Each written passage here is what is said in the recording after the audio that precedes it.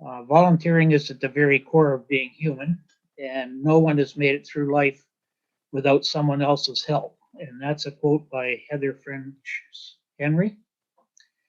And it took me quite a while to figure out when I first started to volunteer and work toward, public service.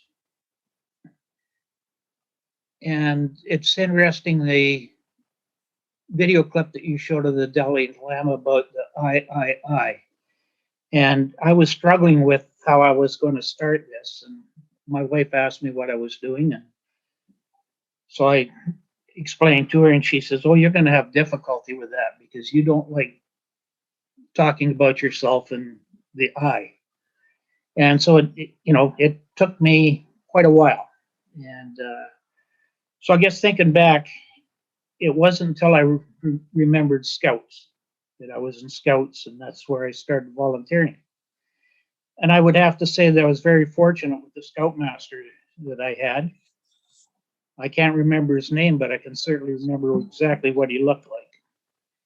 And he had a big influence on my life, and that Scouts taught me about duty, honor, respect, integrity, truth, volunteering, self-reliance, leadership, motivation, encouragement. And that's not to say that my parents didn't teach me the same lessons. But I think being a member of Scouts and working as a group, volunteering at adults events and things of that nature, and I think that's when the lessons really sunk in about volunteering. And I believe it was William Shakespeare said that the meaning of life is finding your gift. The purpose of life is to give it back. And when I moved to Alert Bay, it introduced me to volunteering again, where I became a member of the fire department, Lions Club, and the ambulance service. And one of the questions Diane asked me was if I could share a personal life story related to my service. And one of the hardest calls to deal with on the ambulance involves children. And you can ask any police officer, firefighter, or paramedic, and they'll tell you the same thing. I did on numerous occasions have to respond to deal with a child who had a very rare disease, or has. His name is Victor. And the disease causes his bones to be extremely brittle, and they will break if he turns wrong, bumps into something, or is bumped. Victor was never happy to see me coming because knew he was going to be in more pain. And that's not because of our treatment. We treated him exactly like we were trained to.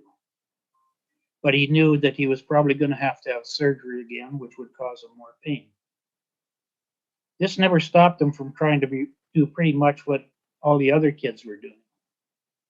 Victor helped me to realize that my struggles were nothing compared to his, and if he could persevere and keep going, so could I. In public life, we all have those in the communities who bring trials and tribulations to our table.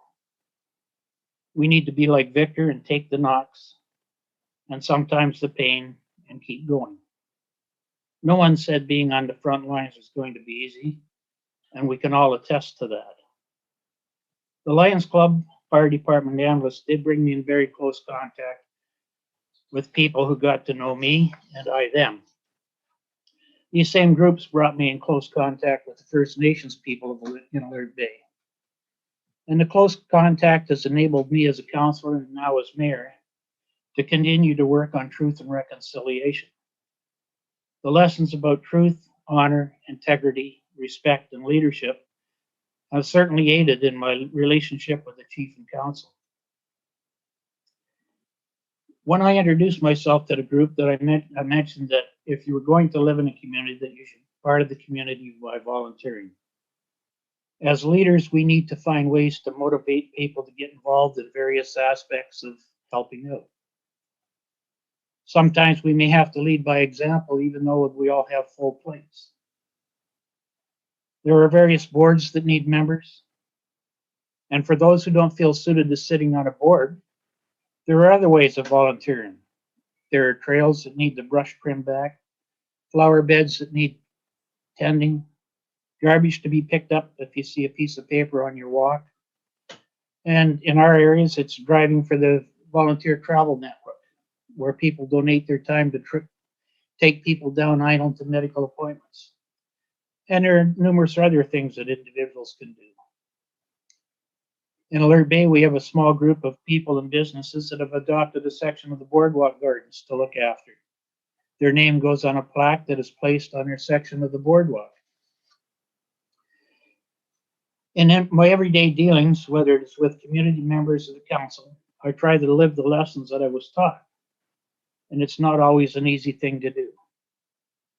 We all have those volunteers who are gung-ho. They can be excellent workers when they really need a leader to organize a board or work party. As leaders, we need to be able to motivate and encourage people to be able to find someone in our group that can lead. Every one of us that are enrolled in taking this course with Diane have these qualities, or we would not have taken the webinar. As leaders, if we are guided by these principles of duty, honor, respect, truth, integrity, and leadership, we'll be able to motivate and encourage those around us. We will then get the best from those we lead. In closing, I would like to end with a quote by Mahatma Gandhi. The best way to find oneself is to lose yourself in the service of others. Thank you.